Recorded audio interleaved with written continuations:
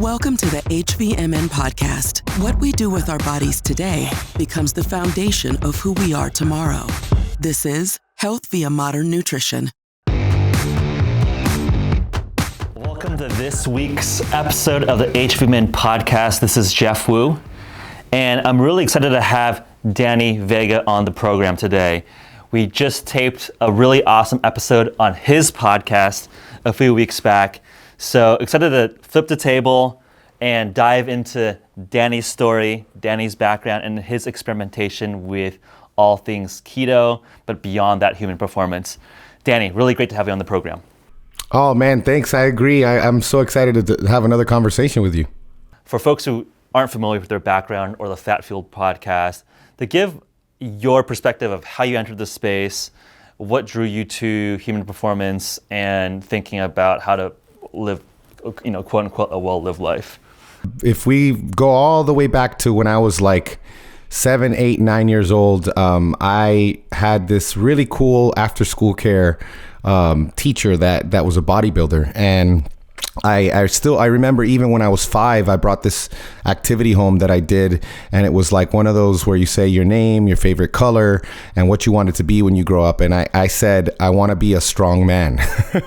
So I was always interested in just being strong. And I grew up in the 80s, so I was, watching the Schwarzenegger movies and the Stallone movies. And it's funny because, those guys, a lot of those guys are bodybuilder types. But as I got older, I was more interested in performance, and I always trained as an athlete. I was fortunate enough to play college football, played football at Columbia University, got my master's at University of Florida in applied physiology. It was called the Human Performance Program, which was one of the first two. Texas was the other one. It was a non-research based master's program, which was much more practical, hands-on stuff for people who either wanted to go into athletic training or strength and conditioning and didn't want to have to defend a thesis and do the whole research thing. And so I was very fortunate again when I was there. We won the national championship in 2006, and I was a grad assistant for the basketball team. And the week I was graduating, my graduation, the assistant head coach got the job at VCU, Coach Anthony Grant, and he took me with him, and I found myself at 26 years old as the head strength and conditioning coach for VCU basketball. And we did amazing things there. We broke every record in school history, conference history. We beat Duke in the national tournament.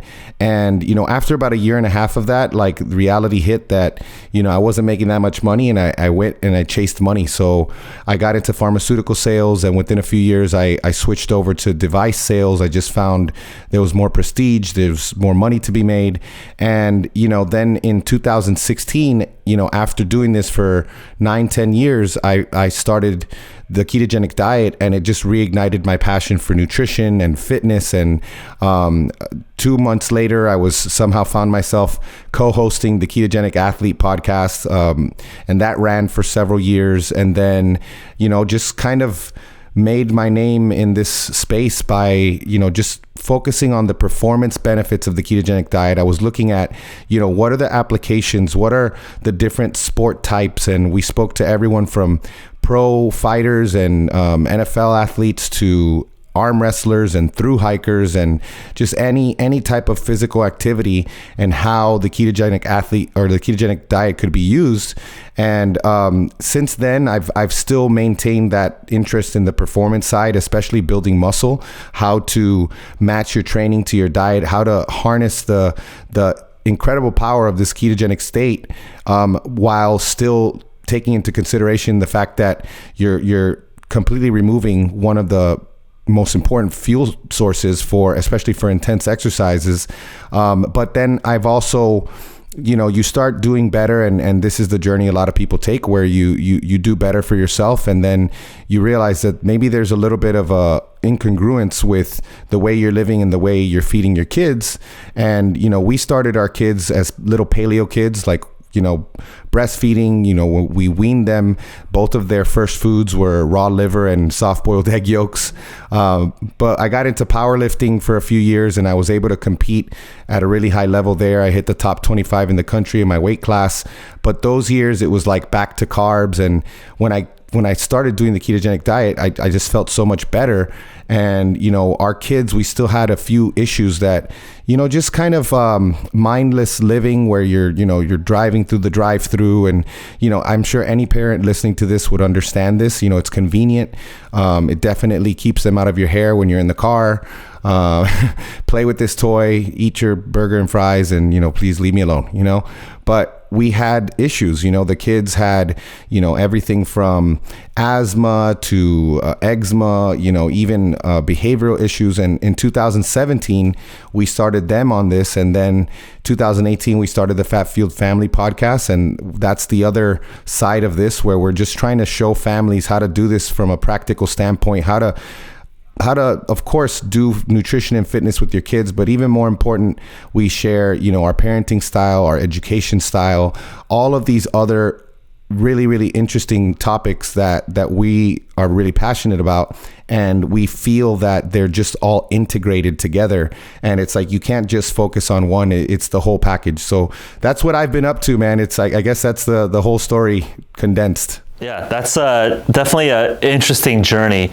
I want to ask, what prompted the discovery of the ketogenic diet? I think in my conversations, I'm sure you've had a number of conversations with all types of folks, usually it's some sort of disease with oneself or an injury or a personal friend or family member that had some sort of issue that was relevant to the ketogenic diet. Because I think if we zoom back now 4 years ago, back in 2016, I still remember that if you Google ketones, the first result that would come up is ketoacidosis, which is acidity in the blood when you're type 1 diabetic, and ketones get produced uncontrollably. And it's a very specific, rare edge case in a ketogenic lifestyle.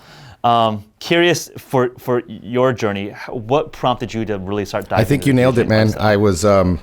I was doing powerlifting and pushing my body to the limits and not considering at all what the food I ate had to do with that inflammation, how it played a role. And I had to bow out of my last meet. I had a meet in March of 2016, and I had a torn meniscus that I did back in 2015 that I remember, but I wasn't diagnosed until February of 2016. So I pulled out, and before I started the ketogenic diet, I turned to a buddy of mine who was a bodybuilder and a powerlifter, and I said, listen, write me a meal plan so I can lose some weight. I was at like 240 at the time, and we were living in a 2-story house because we had just moved to Tampa and we just needed to find something quick, and we were renting. And I remember waking up in the morning and I just felt like so much older than I was, and I'd have to walk down those stairs every morning and just felt like an old man. And so I had lost all this weight by just doing the standard, bodybuilding diet. But then I was starting to binge. And this whole time I had a friend of mine, Trevor White, here in Tampa, who at the time was in grad school with Dr. Jacob Wilson and Dr. Ryan Lowry. And he was in the lab with them. And he'd always just be like, man, you need to try this ketogenic diet. He's like, he would just show me recipes of things. He's like, look, it's not terrible. Like, look at all the cool things that I get to eat, and they're low carb. And I was just like, this is absurd. Like, well, how could I not eat carbs? But then, of course, after I had lost all this weight and I had gotten healthier, but my quality of life wasn't great from the way I was eating, it just was an easy switch for me to just from a quality of life standpoint be like, look, I'm at my goal weight. I'm not training for any meets. Let me just give this a try. And since my... Interesting.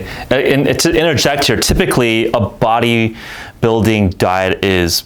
I'm curious in your perspective, typically 4 to 6 meals a day, higher carb, higher protein, lower fat. Was that your original diet as you're competing at a high level in bodybuilding, in powerlifting? 100%. It was, it's interesting because it's all good when the calories are high, because you're in this big caloric surplus. So from a hunger standpoint, if you're extra hungry, you got all these calories to eat. But the problem with this other form of doing things is you at the end you cut the fat and the carbs are low, so you really don't have a lot of fuel. And whatever fuel you do have, if you're taking it from protein, it's not an efficient fuel source. So I remember starting that diet at like 80 grams of fat, and by the end I was at 50 grams of fat, with my carbs at the end like under 100. And at that point there was no fuel at all. And so 2 days of just upping my fat a ton and dropping my carbs down to 50, I felt amazing. Although I will say that it was the first time I had bacon in so many months. And I got a pack of bacon, and I made the whole pack. And then I even drank the bacon juice, and I had like a bacon aversion for like a month because it was so disgusting right at the beginning. But yeah, like that inflammation was like within a few days, it was gone. And oh man, I can even tell you the increase in productivity that I saw in that first year was, if I had to quantify it, a good 15 to 20% increase in productivity. And I was still a medical device rep. And that was actually the first year that I won the President's Club, which was like top 7% in the country. And it was just because of this 2-3 p.m. little lull that people experience. It was gone. I remember specifically being in a parking lot about 2 hours away from my house at a hospital, and I had some bounce in my step, and I was like, wow, this is powerful. Like I can walk, I can park really far away. In fact, I have to park far away because I got to get this energy out, and that's what did it. Like that motivation, that extra mental, that cognitive performance increase, that's the difference between making the extra call at the end of the day, between packing it in and going home and just staying a little bit longer. And imagine if you compound that over a whole year, that's what led to me, winning that trip. And so I credit in fact, my first keto speech was at the first KetoCon in 2017. And it was all about that whole experience and how it changed my life. I mean, how much of that, and this is something that I've been noodling and thinking about, is how much of the benefit of a ketogenic diet, especially with mental clarity and productivity, is due to the ketones themselves versus how much of it is that just people in general have such a bad baseline nutrition with the standard Western diet, with going through fast food drive-thrus, that by just being specific to any sort of regimen diet, you're getting a benefit just by eating more cleanly or just in a more thoughtful way. How would you weigh the two differences there? But it sounds like in your specific case, you were already pretty thoughtful on nutrition by eating a fairly clean bodybuilding diet. Yeah, is that correct? It was. The only problem is that it was a little too restrictive. So you'd get that cheat day, which after 4 months would turn into a cheat weekend. And it was actually Memorial Day weekend, because I started on June 12th, 2016. I'll never forget it. And Memorial Day weekend, that was 3 days, and like we just felt like crap, but if I had to put weight on it, it's interesting, because similar to how people nowadays, they're getting hit from all these different angles, between not being thoughtful about food, not eating real food, eating a bunch of packaged junk, the environmental toxins that we're exposed to, and the things that we're putting on our armpits, the things that we're using to clean our houses, all these things. And so just like on the other side, it's a compounding of just negative stimuli that's just really destroying our health. I think the combination of removing all the background noise, which carbs are, one of the first things I said was like, carbs are noise. They're background noise, especially processed carbs and wheat and grains.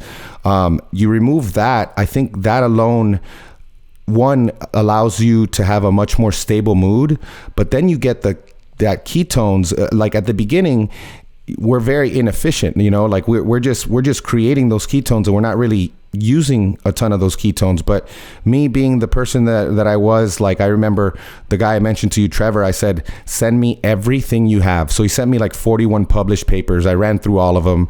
I read Finney and Volek's The Art and Science of Low Carb Performance, and that continues to be, along with the Ketogenic Bible, my two favorite, keto tomes, if you will. And just learning about how ketones work. So I was actually supplementing with exogenous ketones at the beginning, so I got that glimpse into what it really feels like to have ketones. And then I kind of phased out of them like maybe a month or two in, and I still kept that same edge. But I guess I have to say that cutting the carbs carries a little bit more weight, just because people don't really know how crappy they feel until they remove that background noise.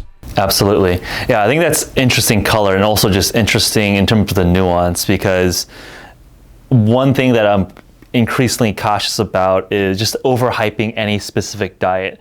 And obviously, it sounds like when you're progressing from being a highly competitive bodybuilder into reducing inflammation and then wanting to be much more productive in your sales rep job, it seemed like you were then therefore optimizing a little bit more for productivity and cognitive performance. But I'm curious in terms of physical performance, it still seems like you are still very competitive and keep a high level bar of fitness. In that initial period, did you see a drop in performance? Obviously, a lot of familiar listeners will talk about keto adaptation periods.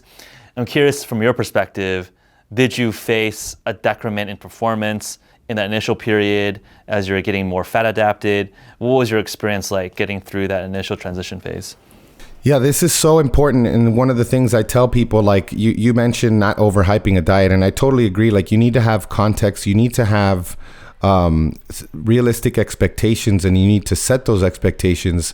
And since I had done my homework, I just happened to be in a very busy period of work when I started. That year we had just had a layoff, and I had picked up a whole new half of a territory. And so that first week I didn't work out. And it happened also that week was supposed to be a deload week. And a deload week is simply a week where you cut not only the total volume of reps and sets, but you also cut back on the weight, like 20 to 30%. I'm a big believer in deload weeks. I'm a big believer in scheduling deload weeks and not just going off the way your body feels, because as someone who's very competitive, someone in my position would tend to say, I don't need a deload. So I was scheduling these deloads. And so when I started the ketogenic diet, I had a week off, and then the second week was a deload week. And so the third week I was back into it. And so aesthetically, I noticed that I was just more wiry looking. I wasn't fluffy. I didn't have that pop to my muscles, and I didn't have, my veins seemed to have disappeared, which I've always had, just even when I was a kid, very good vascularity in my arms and stuff. And so, but for me, I was like, this doesn't matter, because this is what I'm doing, and I want to give this a good try. And I tell people the same, like, if you're a bodybuilder or a power lifter, do this post competition, do this in the early off season.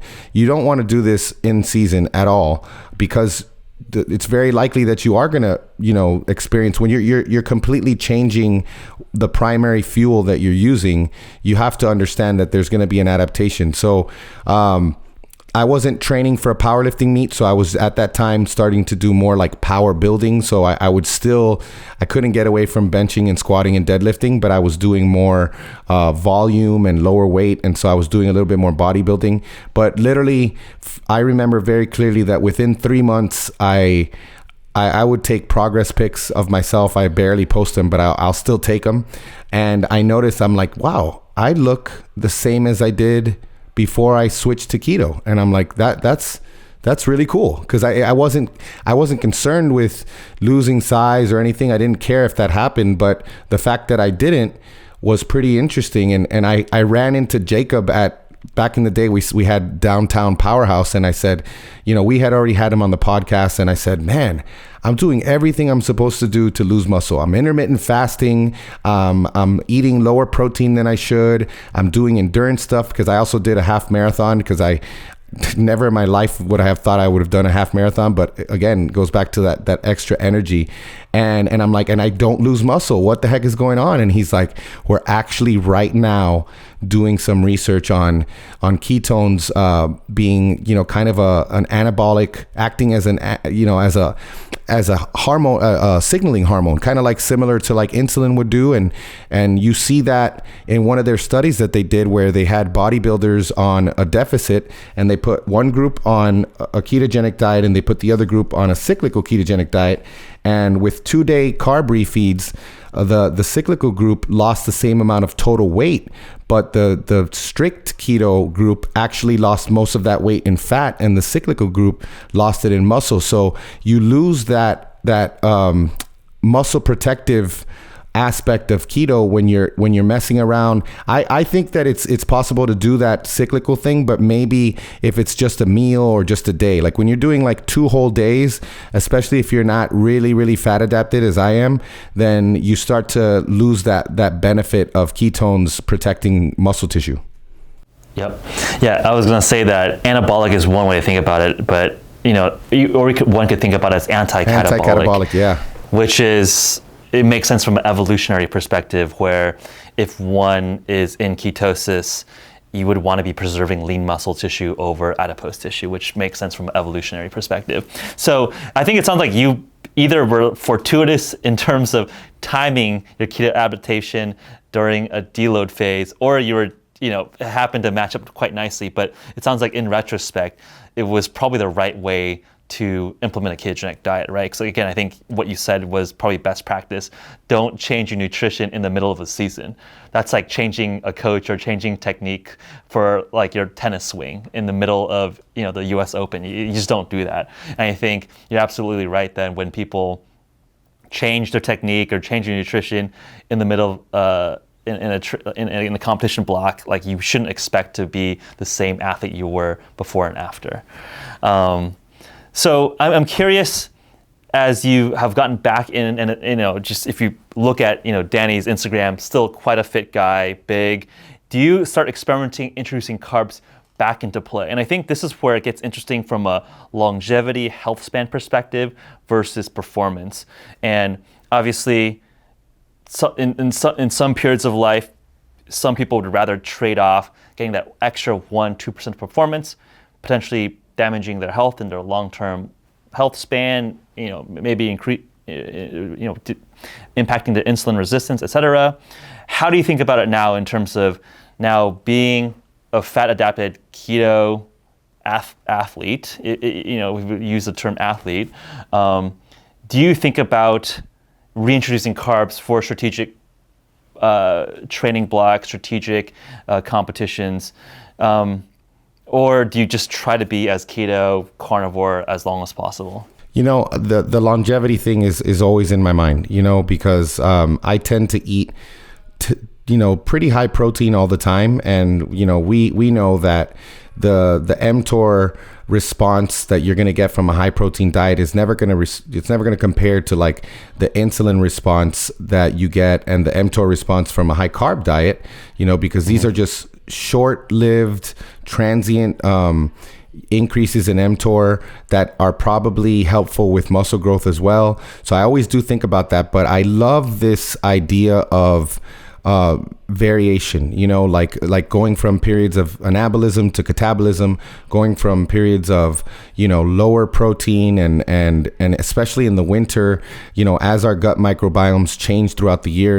I'm big into circadian biology. I don't pretend to know a lot about it, but I do know that we need to take into consideration, one, our daily circadian biology, our monthly, our just the cycles of the moon, the year, and the gut microbiome changes that happen in times like the spring and fall, where we can handle more carbs. And if we're looking at it from an ancestral standpoint, and we live in an area where there's abundance of fruit and even starches and some vegetables, and some starchier vegetables in the summer, then I do tend to enjoy those. But I'll tell you, the first 2 years of keto, I really only did 1 year of a ketogenic diet, because I found out about carnivore in August of 2017, and I said, wait, I don't have to eat the vegetables?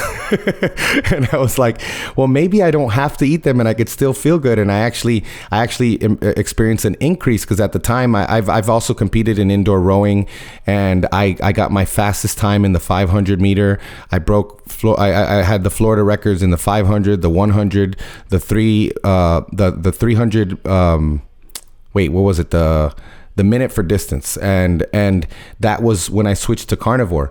But interesting. What was your 500-meter time? That was actually kind of funny. I had a personal challenge at the end of last year to do a 500-meter erg challenge. I'm curious, what were your times? Well, when I hit 119.9, I texted Dr. Baker, because Dr. Sean Baker was, he had given me a lot of advice, and I told him that I hit 119.9, and he said, sub 120 is the big boys club. Like you're in the big boys club. Regardless, the guy's at 213 or 113, but I mean, I was just blown away because my previous best time was a 124.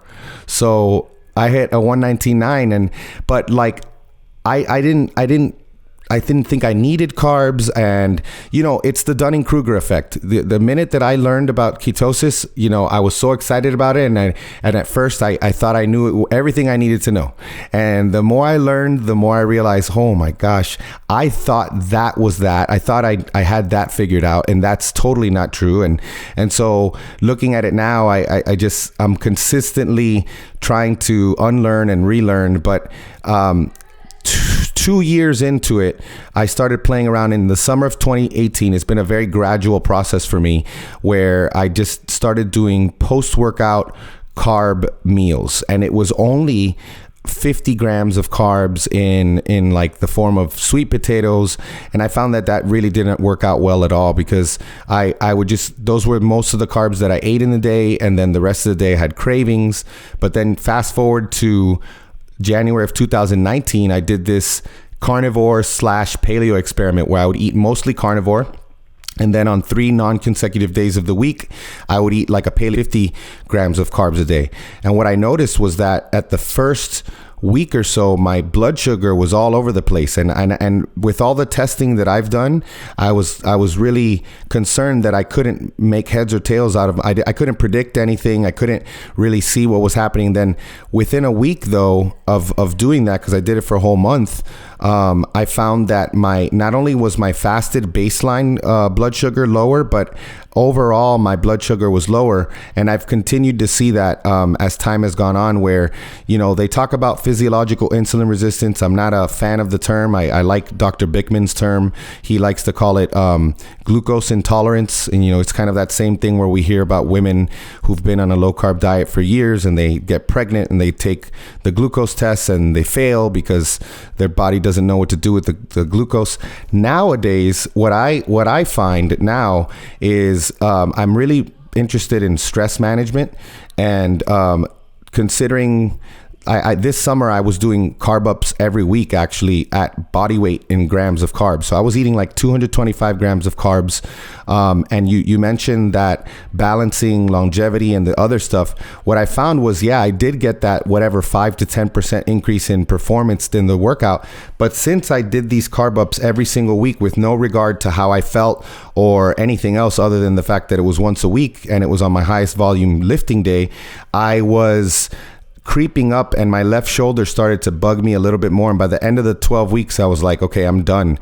And I didn't carb up from August until late January this year. And this year I've had 2 carb ups, and they've both been intuitive, and they've both been mainly focusing on the band-aid that carbs provide in modulating serotonin and cortisol, because I get that insulin spike. Sometimes I'll feel cracked out from being a carnivore too long, and I'll start waking up at 3 a.m. With no alarm, and I feel awake and everything, but I feel cracked out, and I just find that carbohydrates are just a great way, if you do it strategically and you're smart, a great way to bring down cortisol and just overall bring me into a lower stressed environment, and then also provide me with energy for these more glycolytic workouts, where before, and what I've always heard is, you need carbs to add muscle, or you need carbs to really fill out. That's not exactly true. I look at it from a standpoint of the immediate performance increase pre-workout, which would be as little as 20 to 30 grams. So you don't even need that many. And you're not going to catch me eating gummy bears or any crap like that. You're going to catch me eating real food. But then the other thing is the cortisol, the stress part. You actually predicted before I wanted to take that. I think it's very interesting that you bring up cortisol. And that's something that I think is under thought about when people are applying a lot of hormetic stress with a ketogenic diet plus fasting plus heavy workouts, right? Like, and the coffees, fasting, coffee, all of it. It's like if you are overly primed towards adaptation, you can actually cross some threshold where you're actually just stressing out your body, right? Like some stress is good, but too much stress all at the same time is actually just called damaging or stressing out your body. So I would love to just see an overall cortisol continuous monitor where you can just track your stress against all these different interventions. And I think it's actually pretty interesting where you've actually noticed and are actually adapting your protocol to consider cortisol as something to control for. And I think that's probably something that I hope that more people in our community in this area think more about, where it's just not controlling insulin, glucose, where I think these things are fairly modulatable, but like cortisol, because that's ultimately ends up being one of the key drivers of all the things that you don't want from a stress response. So it's interesting to hear that you've kind of intuitively found or discovered or applying strategic carb loads to make sure you control your cortisol. Anything else that you've noticed in your experimentation around cortisol itself? Because I think, again, like cortisol can be triggered from emotional stress, work stress, relationship stress. Obviously, physical and diet can drive cortisol as well. It just seems that in this modern age, everyone's overly anxious, and I'm just wondering, is there just an overabundance of cortisol in everyone's systems right now? This is such a topic that's near and dear to my heart, because I've actually done, I just recently did a presentation on this in January, because, when we talk about, for years, the question has been, can you build muscle on a ketogenic diet? And then what happens? People say, yeah, you can. Look at Danny Vega. And I'm like, well, that's not helpful. How, first of all, I built a lot of this muscle before keto, but like, what are we missing here? What are the considerations? And for me, cortisol is huge, because, you see people, there's so much information, so many inputs, and you're like, okay, OMAD, fasting, coffee, and even nootropics. But I'm not going to say nootropics play a role, but I'm just saying, like, taking stimulants, for example, and then, eating low carb. And then a lot of the times you're not even eating enough. And so, like you said, it gets to a point where you're not going to build muscle. You're not going to burn fat. You're going to lose motivation. And cortisol, in my opinion, and just from what I've seen, I love to read, the opinions and even the published opinions of people who disagree with the ketogenic diet, because it's very enlightening when you talk about even fat adaptation and how you can use fat at a higher percentage of your VO2 max. But then when you take into consideration that if you're training in that glycolytic pathway for too long, eventually you're not going to be able to keep up with your energy needs from fat. It's not going to be able to keep up. And so you risk lean tissue, cortisol starts going up. And I talk a lot about how, ideally we'd like to have cortisol kind of high in the morning. And that's why the coffee in the morning works so well with so many people. They don't eat breakfast and then they're productive. But during the day, cortisol needs to come down. And at lunchtime, if it could just be a transition into a ketogenic diet where you're adding a little bit of carbs at lunch and then you're adding a little bit more carbs at dinner, just so you can get those cortisol rhythms to get to where they need to be, where it's highest in the morning, lowest at night, so you get that restorative sleep. So beyond the cortisol thing, I mean, I've learned so much. I just did this weekend a carb up, and I had 260 grams of carbs, because at the end of the night, I was supposed to have 225 grams. And at the end of the night, I was watching this amazing documentary. Oh, it's not a documentary. It's a historical mini series called Into the West. And it's all about like the eventual decline and the complete destruction of the Native American culture, and as the westward expansion went on, and Dean, my youngest, was watching it with me. And so I took a banana and I melted some chocolate 92% chocolate and some Maranatha peanut butter, and I drizzled it on there and I put it in the freezer, and then I put a little bit of honey on top, and we ate that. And I woke up the next morning, my blood sugar was kind of elevated. It was like 96, but my ketones were still my ketones were 0.2. But then all I did was add some fat to my coffee, and I did have some exogenous ketones later on. And later on, I've seen this several times where there's this like crazy response where when I pull the carbs back out, my blood ketones were 3.9, and I was like, wait a second, I just had 260 grams of carbs last night. So I've just learned so much. And that's why, lately since August, I've been much more intuitive and not tracking, but the tracking has allowed me to learn so much about my body. And I try to just share that with people because I realize that not everyone is like me, but I do like them to just kind of be aware that this is a possibility. Like if you are a high performance person, if you are a competitive person, cortisol especially, you want to keep that in mind. And you don't want to, my wife and I were just talking about like people forcing OMAD. OMAD is great to me if it just happens. But if you're trying to force an OMAD, every single day, and you're just trying to force it because you think that's the best thing for you, again, it gets back into that, the stress turns into a negative stress. Yep. I think it's well said, and especially given that cortisol shares precursors with sex hormones, right? Sort of men, testosterone, if you're constantly triggering cortisol release, oftentimes that's correlated with lower testosterone, which is obviously important for male performance and all of that. And I think one observation that, again, I think is less well understood is that once you get so metabolically flexible, you can have carbs and still be in ketosis quite quickly, right? Because I imagine in your case, you are quite metabolically flexible. You've been fairly low carb. You have a carb obsession of 200 grams of carbs. Typically, that's a decent slug of carbs, but you have a lot of muscle. Those are essentially glucose calorie sinks. absorbers. Your muscles absorb all that glucose. Yeah, that you restore all your glycogen, and then the next morning, as you have more of a lower carbohydrate intake, your ketones are back up.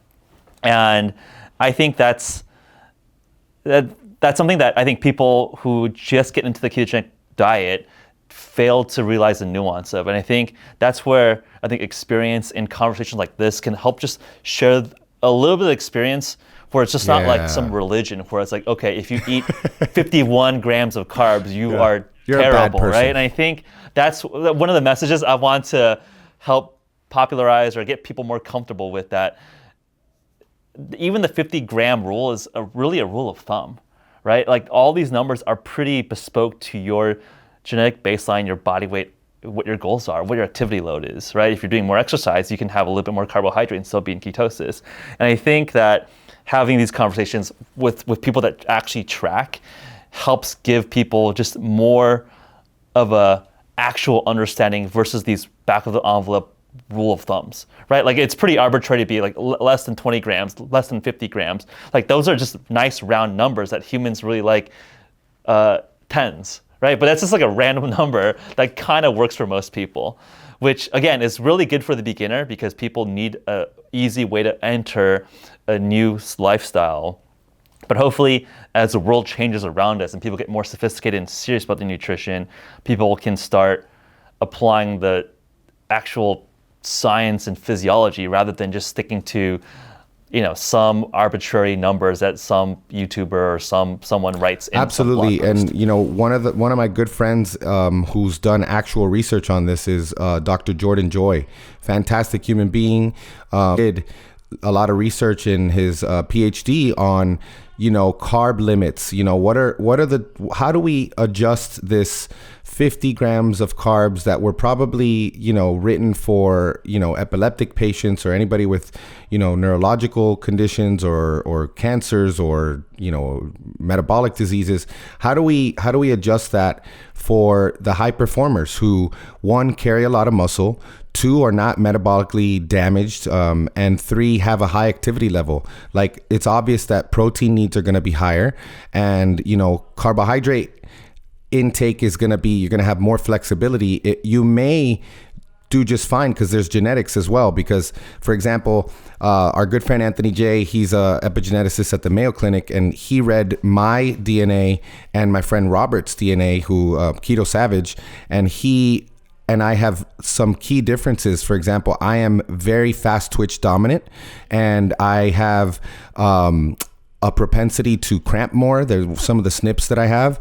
And so it makes sense that I would do better with some carbs. And then he can just literally, the guy ran a marathon last year with no prep in the middle of bulking season, where he's walking around at 170 usually, and he was 190 pounds. And the only thing he could complain about was that his feet hurt, like, that's not possible for me, So there are genetic concerns. And like, I love what you said about not being dogmatic, because, I think it's very dangerous for me with my platform to start telling people this is how you should do things, because then that's why my wife doesn't share what she eats, because she knows that a lot of women are going to just try to eat what she eats and not have any type of internal thought on, what's best for me.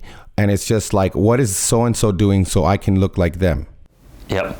Yeah, I think that's well said, and I think thoughtful around, again, understanding the principles and then the applications for your instance of human, right? And that there's a lot of variation across the broad spectrum of humanity. I want to broaden the scope of the conversation a little bit. I know that in a lot of your previous conversations and other podcasts, you've really also talked a lot about philosophy, stoicism, libertarianism. And I also want to open up the scope to raising young kids, and applying some of your nutrition, fitness, philosophical approach in how to raise a young child in this modern age. I don't have children yet, but I've started having conversations with friends who have young children. And it's kind of this interesting, I guess, thought experiment for me and for you. You're actually, in the midst of raising, two young boys. It's definitely an experiment. I want to just broaden out in terms of philosophy, and also, how does one raise children, young men, young women in this day and age in terms of nutrition, but also philosophy, lifestyle, work ethic, all of that? Man, you just hit like a really deep nerve. I really love this stuff so much. I'll give you an example. So, your children, you can't expect your child to be a free thinker, to have all the qualities that you would want for them to live the happiest life that they can live, if you raise them in a way that's completely incongruent with that. So, for example, one of the first things that children should learn about is property rights, in my opinion, because, the first piece of property that you need to talk about is your body and yourself. I own my body, and no one has a claim over my body but myself.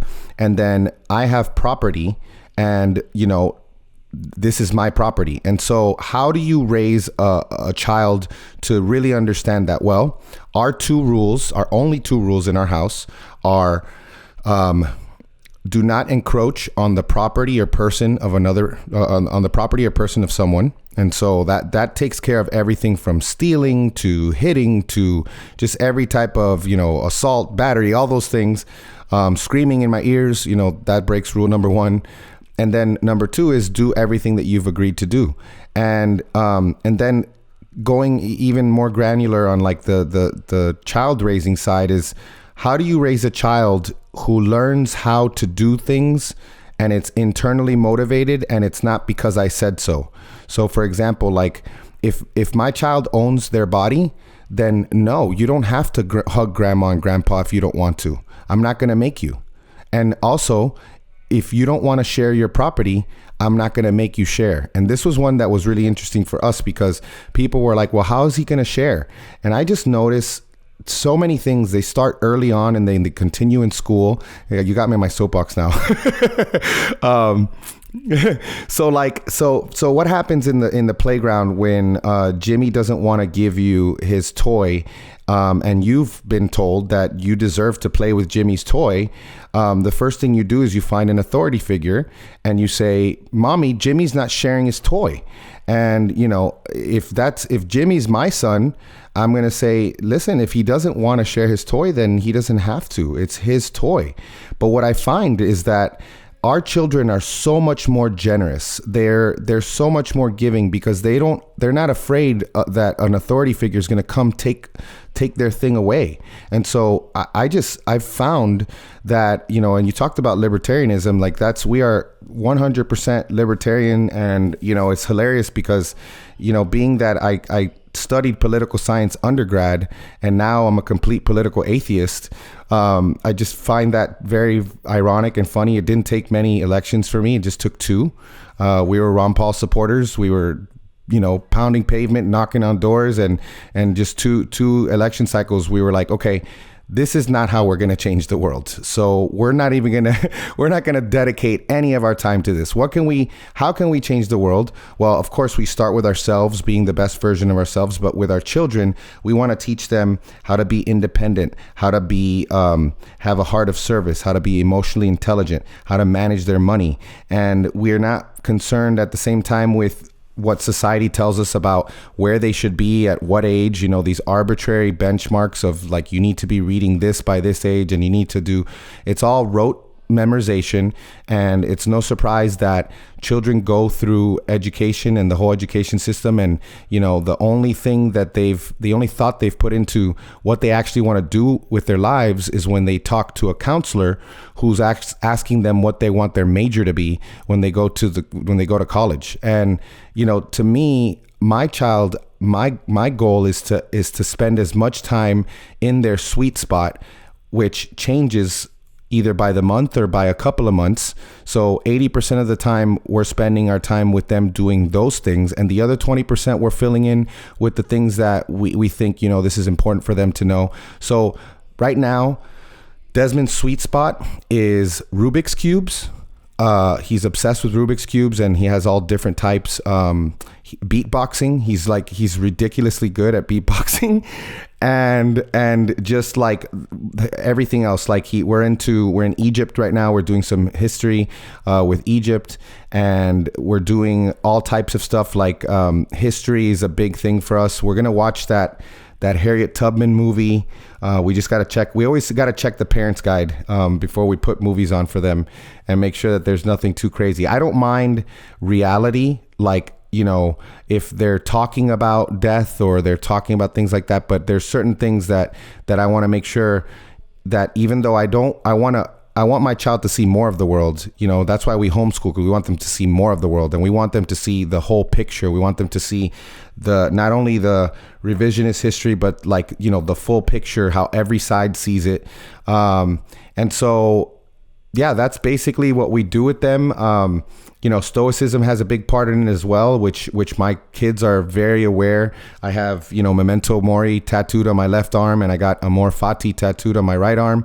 And no, but absolutely, I've actually told my son, he throughout the years has had questions, and thankfully, because of this relationship that we have, because they feel grounded in this relationship with us, they can ask difficult questions to us. So we've had the sex talk already, and well, then the sex talk turned into with my oldest, because already kids his age, when he was 8, were talking about sex, and I'm like, you kids don't know what sex is. You kids don't even know. Like they didn't even.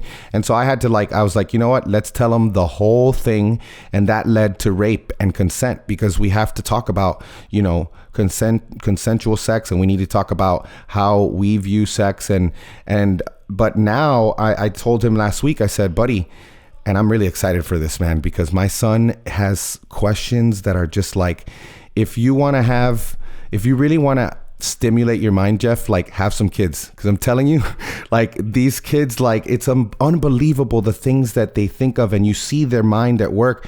And I'm like, listen, I know you got some questions, and I'm ready. Let's start asking questions and let's start having conversations. So of course Marcus Aurelius is going to be there, Epictetus, Seneca, and then some of the modern Stoics. I also want to get them. We have this book series called the Tuttle Twins, which is basically taking some of my favorite economics books and turning them into children's books. So we have The Road to Serfdom in children, like a children book. We have The Creature from Jekyll Island.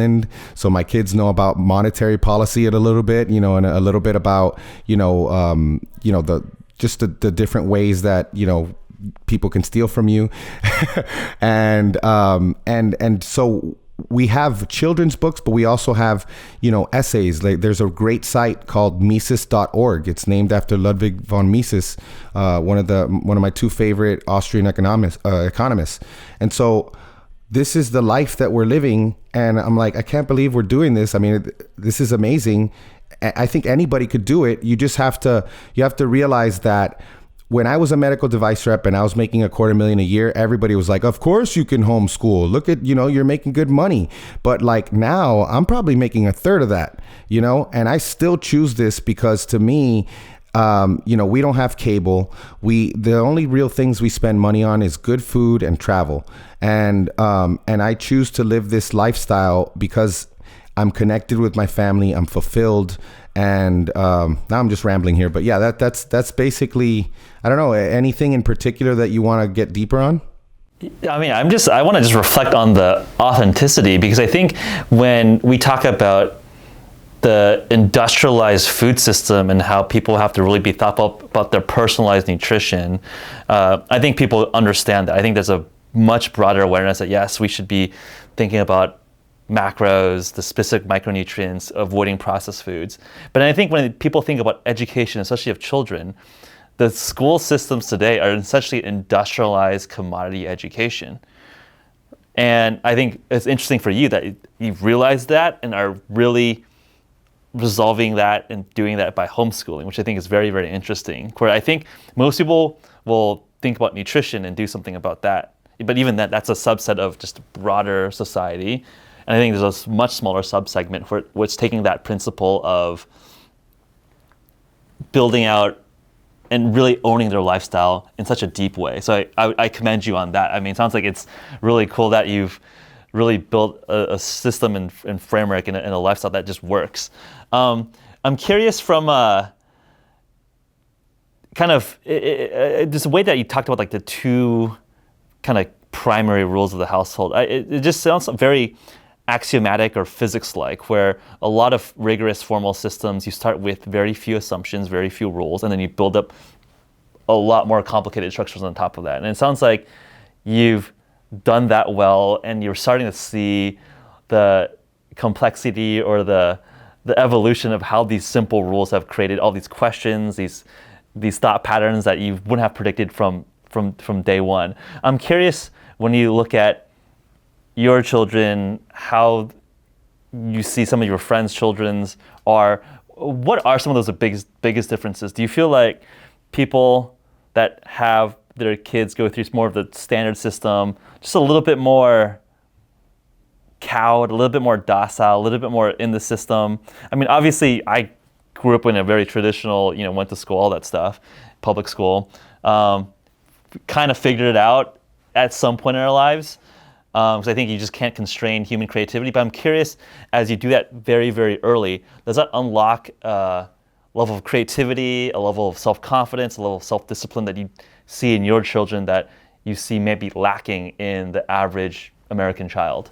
So that's a great question. Like it's interesting when you start thinking about other people, because kids live in a society. They don't live only at home. And that's really important. So one of the things that I'll find, and maybe when they were younger, it was a little bit more, it would affect me more.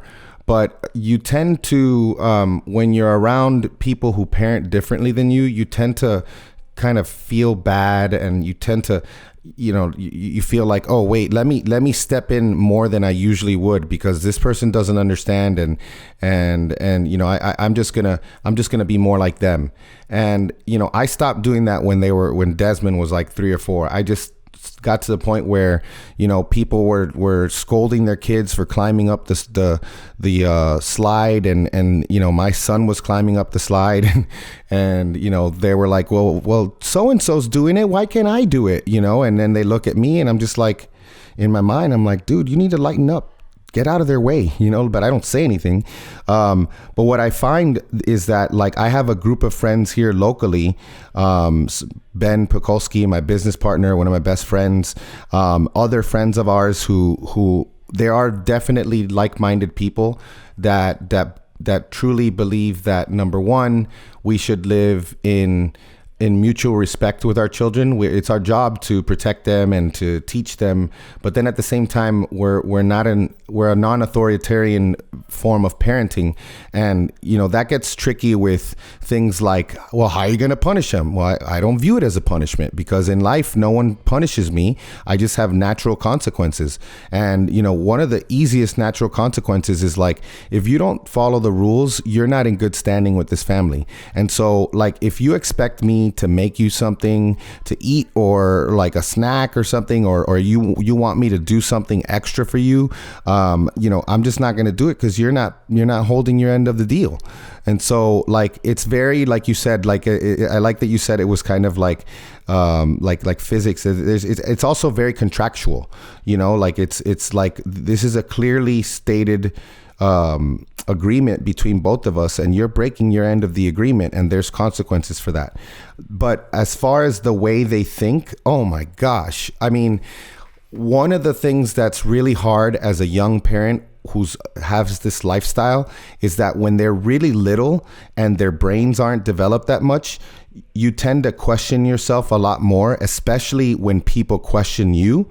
And so in the back of your head, even if you're the biggest believer in the principles that you're trying to live out, you're going to be like, am I screwing my kid up? Am I spoiling my kid?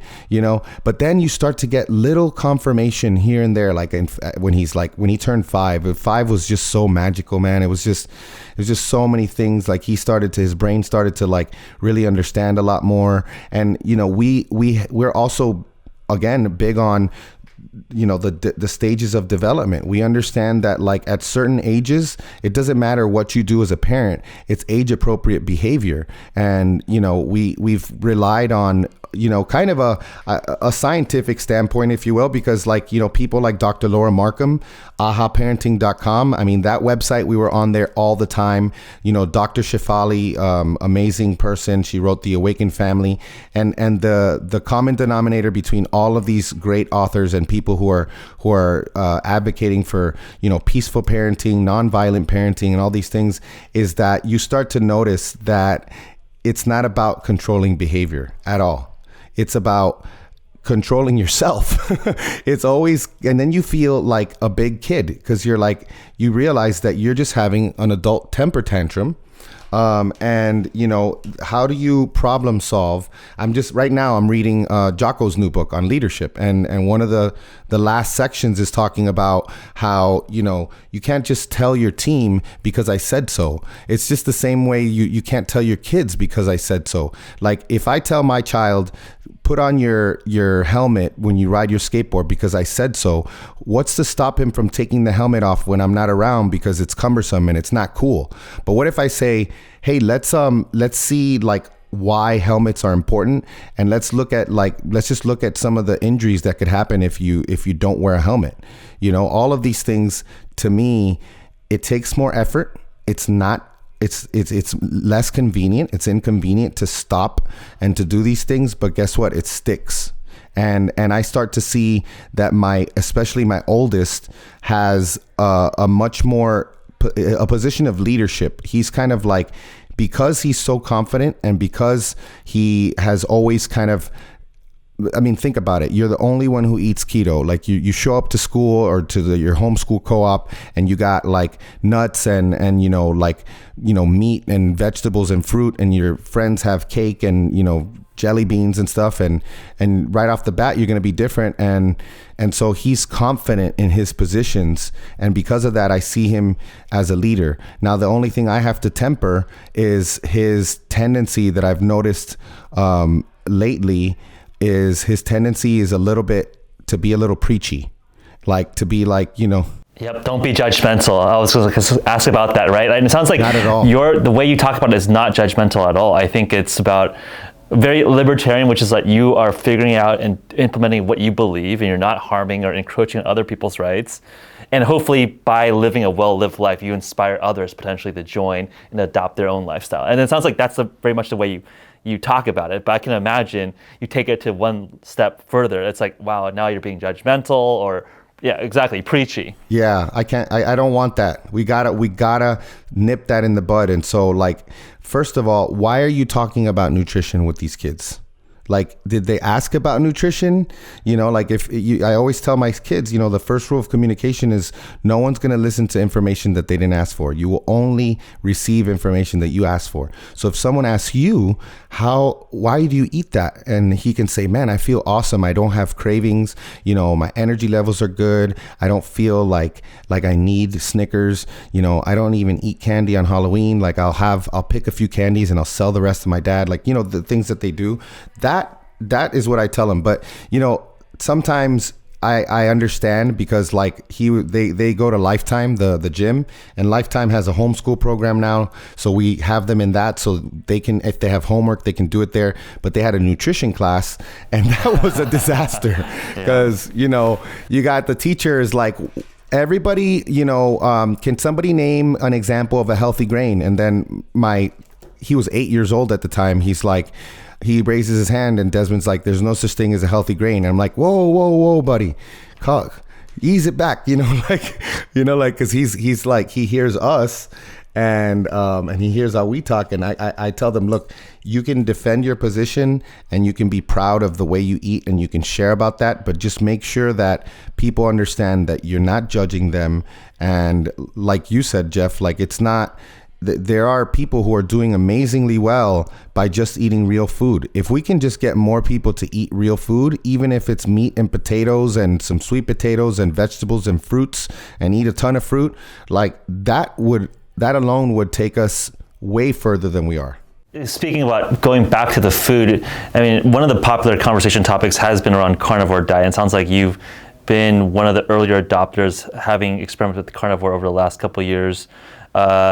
I know you talk about being nose to tail. Any additional thoughts there where, you mentioned Sean Baker, who has also been on the program. He talks about not necessarily having to be nose to tail. He's just eats ribeyes. Obviously, you've incorporated a lot more organ meats. Any interesting tidbits, tips, best practices, given your experimentation with carnivore, especially nose to tail carnivore, that are worth mentioning and adding nuance to? Well, first of all, I think Dr. Baker's amazing. Like just his presence in general is something we really need. Like Ted Naiman says, he's the he's the antidote to veganism. Like, you need a vocal person. You need someone who's he's trolling vegans on purpose. I think if you actually talk to him in private, he knows he's being a troll. Yeah, and in private, like he is the nicest person ever. And if you ask him for help, he's taking the darts every single day. He's taking arrows in the back, So, and he wants, like, I know Dr. Baker very well. We've been friends for years now, and like he wants people to eat more meat. Period. He wants the barriers to eating meat down, and he wants people comfortable with eating meat. And so if you start telling people that you got to eat organs and all this stuff, that could complicate things, and it could lower the chance of getting more people to try, just eating more meat and feeling better. So that's where he's coming from. But I will say that, as a podcaster and as someone who's always going to conferences, like sometimes I try to listen to every opinion, and you can imagine how confusing that can be sometimes. And, I was kind of, not questioning carnivore because I truly felt amazing. But what really reignited my passion for this type of diet, where it's usually my baseline is just eating meat, is when Paul Saladino and I became friends, and when he started like talking about this nose to tail stuff, and like I was like, man, this makes so much sense, and I felt better. And so like I always talk about like acceptable versus optimal. If you're someone in my position, you don't want to just be acceptable because you know you have greater energy needs. You know that we live in a society that you know, kind of so many different ways that we can deplete, you know, minerals and vitamins and so many things working against us.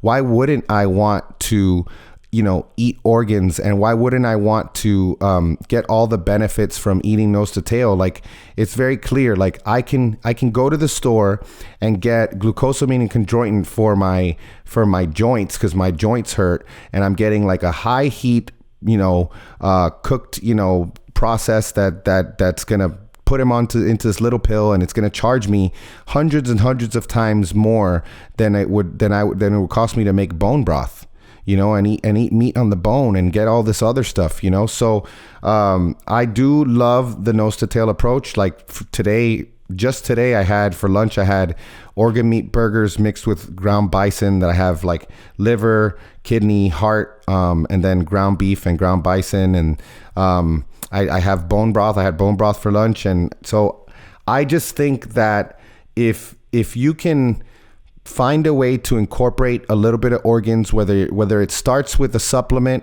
like desiccated organs, or even my kids love my organ meat burgers. Like, I make organ meat burgers and they'll crush it, you know. And I do put like either pork belly or bacon into the grind, which amazingly just hides the liver taste. But once you truly do acquire a taste, once you acquire that taste, my wife, I just shared something from Facebook from like 6-7 years ago when we first started eating organs, and she said something like, it's looking at me and it's telling me it doesn't want to be eaten, you know, and it smells like it doesn't want to be eaten. But now my wife even loves liver, and you know, even my son, he had, you know, some skin issues on his elbows, and we had him on steroids. Man, as soon as we started adding liver, that was gone. And you know, now if he has an issue, if either of my kids have issues, they know how to be proactive. Like, Desmond started getting another thing on one of his elbows, and he just cracked open a can of cod livers and was eating cod livers, and within 2 days of eating cod livers, I even posted it, his elbow was clearing up. So I see the power of nose to tail. I appreciate and respect what our inheritance is from our ancestors, and you know, what we've however you want to put it, evolved, adapted, whatever we've what's been left to us in our biology. And I think that it's beautiful because it's so simple, and it's actually not expensive. You know, you start adding organs and you mix that in with regular meat, you got a loss leader, because you got a really, even if you're buying grass fed, organs are cheaper. And so I don't know, there's just so many benefits to eating nose to tail, and I've noticed them, and I encourage people to try it. That's really, but you can do fine with just eating ribeyes and ground beef and stuff. I just think this is optimal. Yeah, it's interesting. I think about it in two ways. If you observe wild animals, look at polar bears or wolves when they hunt, they go for organ meats first. They almost leave the muscle tissue for the carrion, which is interesting, again, potentially from a nutrient density perspective, and also just these are wild animals, and they are somehow, natural selection has optimized them to eat organ meats, which I think is interesting. And then the second reflection is that I was just actually, I don't know if there's a Twitter handle called Keto Aurelius. He sent me some of his beef liver chips, which I think are... yeah, that guy has great content. But he's also, I think, launching a beef liver product, and I was just snacking on this earlier today. I think it's interesting that a lot of people like gag on organ meats, and that's something that I've been kind of puzzling about. Okay, wild animals seem to go towards organ meats.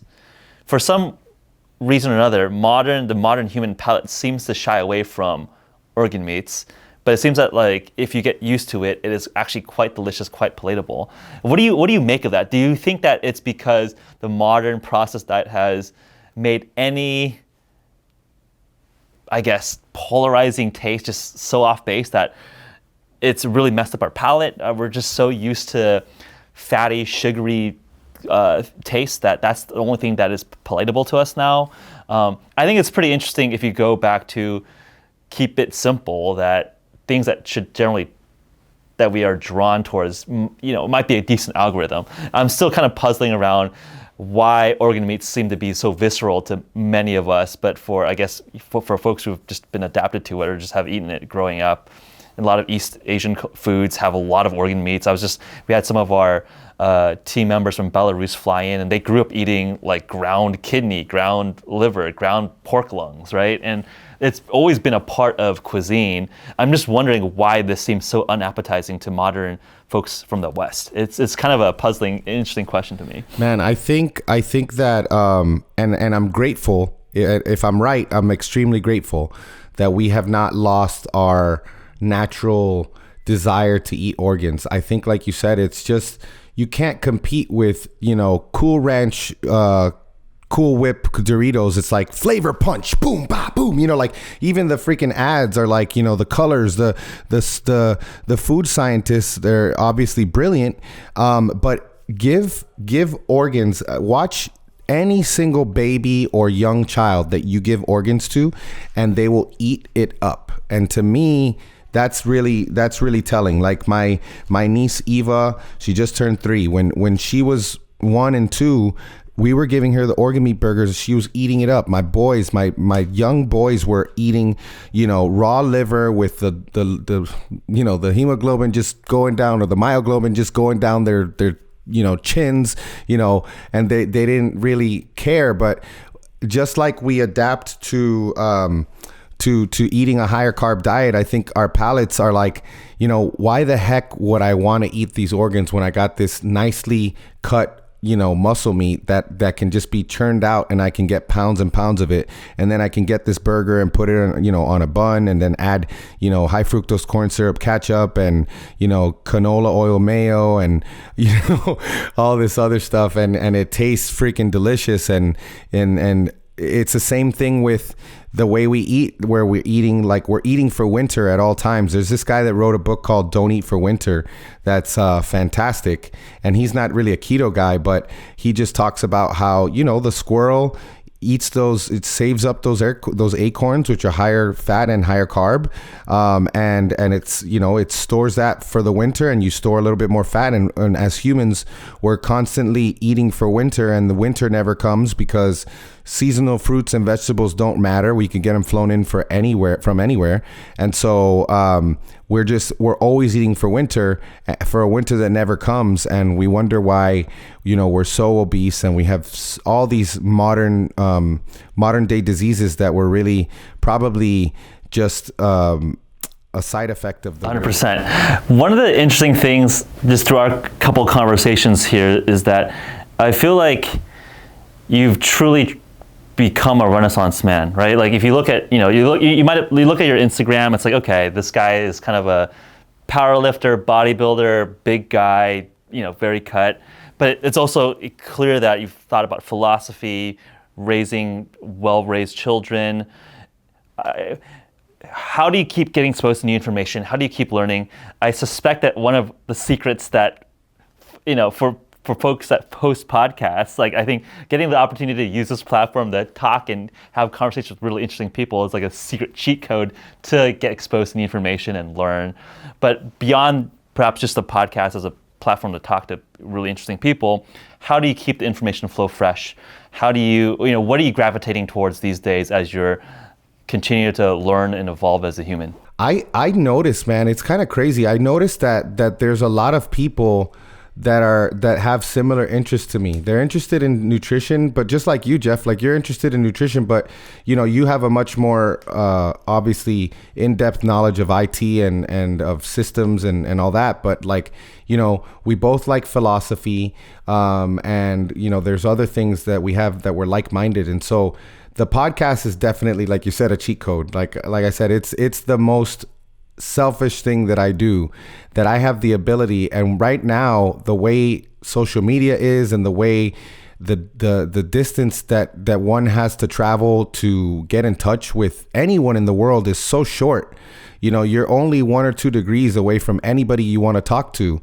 And if I wanted to talk to someone, it seems to me that the only barrier is me. because like there have been times when I've wanted to talk to people and I've said, you know what, I'm not ready to talk to that person yet. You know, I'm not well versed enough. And then, 6 months later, when I feel like it's time, all I had to do was ask and they come on, which is amazing. But obviously books, like I try to read like and listen to, and I definitely think that the way I'm learning now is changing a little bit, because in the last 5 years, the amount of books that I've listened to has completely eclipsed the amount of books I've read. I'll listen to like 50 books a year, but I'll only read like 5 or 6 books a year, and I'm trying to change that. I'm trying to do more reading with listening, but at the same time, it costs more money that way. But if, reading a book at 1.5 or 2 speed, while you listen to it at 1.5 or 2 speed and reading it, I found that's really helpful. But if I were to look through my my Audible wish list, the majority of it right now is personal development, leadership. I just read a really good book called The Power of a Positive No. So I just basically, I think like in my whole life, what I've done is like when I was in high school, my dad walked up to the coach of University of Miami, and at the time, like they had like 4 NFL caliber running backs, and he gave him the film, and the guys, Coach Coker was the assistant. He was a offensive coordinator. And at the time he's like, your son has some good skills, but he's never going to play here, and my dad asked him like, what should he do? And he's like, work on speed, get his 40 down to like a 4.5, 4.4 and do this. And so what I've found in my life is like, if I can just find what is it that I need to learn, and then work backwards from that. And then another really good book for that is, I don't know if you've read or heard of Ultra Learning. No, I haven't. Oh, fantastic book. It's about this group of people around the world that they learn things at a very high level in a short period of time, like 2 to 3 months. And it starts with something that I've always done. I just didn't know how to name it. And that's just meta learning, like what do I need to learn and how do I need to learn it? How do I need to learn for this specific project? And so if it's, learning Portuguese because I'm fluent in Portuguese, or if it's, even really anything in life, I just kind of, so for example, the whole reason I brought this story up is last year, what I found was my first full year in business for myself. And I was like drifting throughout the year. I was just, every single opportunity was the right opportunity. And every single person that asked me for something, I said yes. And when I started to really think about it at the end of last year and do my planning for this year, I was like, man, I really need to say no more. How does that look? And how can I do that? And I found this book after reading Living Forward by Michael C. Hyatt. He mentioned this book by William Ury called A Power of a Positive No. And William Ury is like I believe he's a doctor. He is a negotiator for just like crisis negotiator. Like he would negotiate between Venezuela and another country, or Venezuela and the UN or something like that, and other countries throughout the world. And he talks about how we need to balance relationship with power. And that was my problem. Was last year I was so focused on preserving a relationship that I never really preserved my power. And at the same time, because I said yes and I didn't preserve my power, I actually hurt the relationship, because I'm not going to do my best work, and I'm probably going to let someone down if I'm overstretched. So those little things, just having the ability to say to myself, winners don't lose, they learn. So, and I tell this big thing for my boys is winners don't lose, they learn. Even if you lose, but you're able to take that and you turn it into something else. And if you're talking about stoicism, it's the same thing. It's amor fati. It's accept your fate. Everything that happens to you is either good or necessary. So if something doesn't go your way, or if you fail, that's okay. It's a learning experience. And so it's just this consistent passion for learning. And luckily the school system didn't beat it down, and grad school didn't beat it down, and I survived in spite of it. But for my kids, I want them to be in the best position, so I'm going to raise them free. And at this point, I'm going to say something really divisive, but I don't care. I honestly think that if I were to leave my kids alone completely and just love them for their formative years, that they would be better off if they went to the school. I mean, that's just how I feel. I just feel like schooling kills our love of learning. And, you know, it's hard to do. Like, if you can't homeschool, then you have to spend a good amount of time every night with your child, really trying to understand, like, what are you learning in school? How do you feel about that? What are your interests? Because, you know, if not, they just kind of float through the system. And the system is designed to push them through regardless of whether they're prepared or they're able to go to the next level. So, yeah, that's what I think about that. Yeah, no, I mean, I want to unpack that a little bit because I think it's controversial, but I think when you inspect this thought a little bit more, I think shouldn't be that surprising. I think it's actually a very similar system as the modern healthcare system, where I would say that there's no individual bad actor in the healthcare system, right? I don't think that doctors want to be bad doctors. I don't think insurance companies want to be, I mean, I don't know about insurance companies, but like ripping people off. I don't think pharmaceutical companies want to be just gouging people, perhaps. Maybe at the a lot of the people at the highest levels, I don't think they do. I'm sorry to interrupt, but I was on an awards trip in Turks and Caicos, and I was talking to the guide who's from Canada, and he was just a guide, and I said, you know, I love what I do. I sell devices. It's in the female pelvis. It's for things that we have to do, procedures, and I'm like, at least I'm not selling statins. And I didn't know that the guy behind me was like the guy who basically launched one of the biggest statins in the world. And he was like, well, hold on there a second. Statins are just, and I really think they truly believe, a lot of them truly believe that, you know, what the science that they're seeing is reality. Sorry, I had to say that because I do think a lot of them are not bad intention. 100%. Yeah, 100%. I think everyone is the hero in their own storybook, whether that's self-rationalization or genuine belief that intervention X is net good for the world. And I bring up that analogy because that's something that is, again, much more, I think, well-versed within the health wellness space. But you see a similar dynamic within education where outcomes are pretty bad, right? Like, it's American investment in education, dollar per pupil, and then outcomes of those students against other countries' benchmarks is quite poor. Again, I don't think teachers are trying to not teach well. I don't think principals are trying not to do a good job. I think people are trying to invest in the right ways, but it's not necessarily working. So I think just from that level, I don't think what you said should be controversial, right? So, yeah, I mean, you want to put any other feedback or thoughts on that? I mean, I think it's a question of convenience and possibility. Like, I think most of us, again, don't necessarily want to choose an unhealthy lifestyle. I think most of us wish we had more time to go exercise or go to the gym or be outdoors or travel. Most of us wish we could spend more time investing to our children. And I think, again, one of the interesting insights when I've been talking to a lot of my friends who have young kids when we're thinking about having nannies or babysitters or whatnot, it's that the best investment you can give your kid is your own time, right? And then if you're outsourcing that kind of formative experience, their principles, their values, even their, like, the language, right? If a lot of people, you know, might hire a cheaper, maybe a foreign language speaking nanny. And it's like a little bit interesting to think about that if this is one of the most important projects to call a child a project might be too curt, but it is an important part of your life and an important responsibility.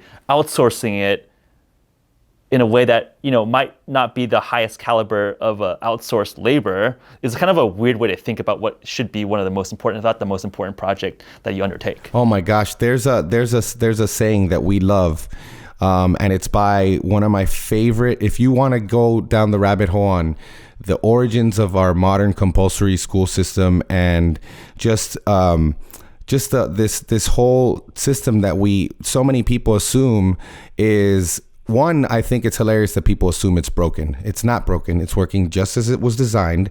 So that's the first thing. And two, that they would consider something such as homeschooling or even unschooling, which is what we do, which is much more radical because it's even more child-led. It's even more centered around the child and following the child. If you think that's radical and you don't think that leaving your child with complete strangers for, 6, 7, 8 hours a day for 15 years of their life, to me, that sounds like the most radical thing that you could ever do. Like, I say this not to judge anyone because, I'm a very blessed person that I was able to have the comfort that I had when we started homeschooling Desmond. But then at the same time, I also do think that in life, we have to make choices. And, I think to myself, what's the type of life that I want to live? And the life that I want to live is definitely one that's much more involved with my kids. We see our kids all the time. We're with them a lot. And so I just think that, for me and for us, it works very well. And a lot of people are not going to be able to do what we do. But then at the same time, I'm very aware that if I had to pick, one of the major problems that modern society has, it's this self-limiting thinking. And people are not really aware. And I don't even think they're able to process when I say your thoughts are holding you back and your limiting thoughts are holding you back. I think a lot of people look at that in a way like that doesn't apply to me.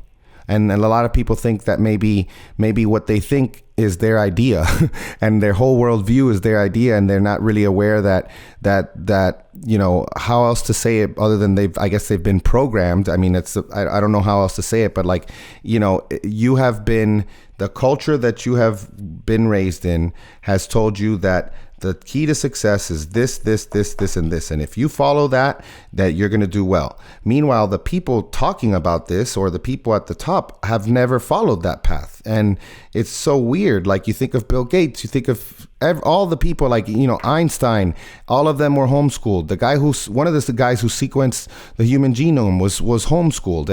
And so this modern school system that we have is really only 150 years old. And that's pretty radical to me. But like, if there's one thing that, forget about schooling, just try to think about what's holding you back. Because I can tell you from my experience that, I was doing medical device sales for nearly a decade. I had won Rookie of the Year at 2 companies, but I had never won that pinnacle, that President's Club, and the reason why is I remember very clearly looking at people on stage and either in the back of my mind kind of saying, you know what, I can do very, very well, but I don't think I'm ever going to be up there. And the year that I decided, I remember seeing that picture of that beach on Turks and Caicos at the national meeting. I texted my wife and I said, we're going to Turks and Caicos next year. Watch. And every single week, like I rewired my brain. And these are the type of things that I'm really interested right now. Because, for example, today I'm in day 25 of a 100 burpee a day challenge that someone challenged me to. And on day 25, you just don't want to do it. And so what I did was I smiled and I kept telling myself in my head before every rep, I love this. I love this. I love this. I love this. And not only did I finish the workout, but I freaking dominated the workout. So there's so many things that we can do that are well within our reach. And I know that it sounds abstract right now. There's obviously a plan to be worked. There's a process that you got to follow. There's consistency, but it starts with the way we think. And a lot of the time, it just so happens that the way we think is crippled by the way we were raised. And so we weren't raised. I remember my parents are immigrants. I'm the first person born in this country. My dad didn't graduate from high school. He dropped out to go sell shoes. My mom didn't go to college, so I was told that I needed to go to college. And then when I was in college, they were like, I wanted to study history. And my parents were like, what are you going to do with history? And so I was like, well, I guess I'll do political science. And they were like, oh, that's great. You can be a lawyer. And and then we had lunch. I remember having lunch with my dad and his friend and his friend's son, who were both lawyers. And after that meeting, I said, I don't want to be a lawyer, and so I guess I've had this streak in me, and I guess it's easier for some than for others, but at the very least, question what you think and really realize that self-limiting thoughts. This is why people like what's his name, who does these huge events, Tony Robbins, does so well, because he gets people to, I've never been to an event, but I kind of get the idea of what he's doing. And like, people leave those events and to a person, everybody's like, oh my gosh, I feel so much better, because you actually realize that so much of what you think is true is a lie, and so much of what you think that you're capable of, you're capable of way more. Well said. Yeah, and I think it might sound abstract to folks who haven't tested and pushed the limits, but I think once you start realizing that some of the arbitrary rules of society, or that other people have placed on you, or if you've placed on yourself, and you realize that these are very malleable, some things that you can actually control and manipulate, I think what you just said, Danny, I think just really resonates. It's like you can kind of create the reality that you want to live. Now I'm gonna ask my last question here, which is, obviously the Turks and Caicos experience was seminal to a previous era in your life. What's the Turks and Caicos of 2020, of the next upcoming months?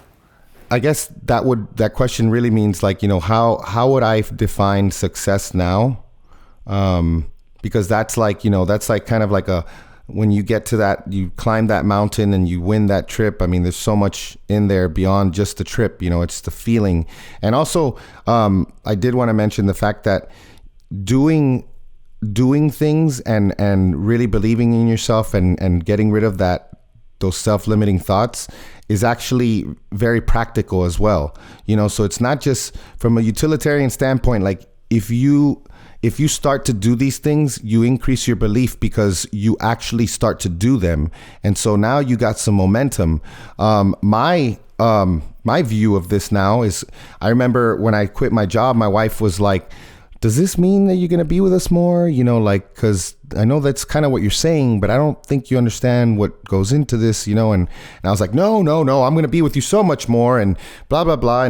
And that's just not true, because I went from a 9 to 5 to a 5 to 9, I'm thinking about my business a lot. Like I put my phone down at 7 p.m. every single night religiously. And on the weekends, it's even earlier so I can disconnect.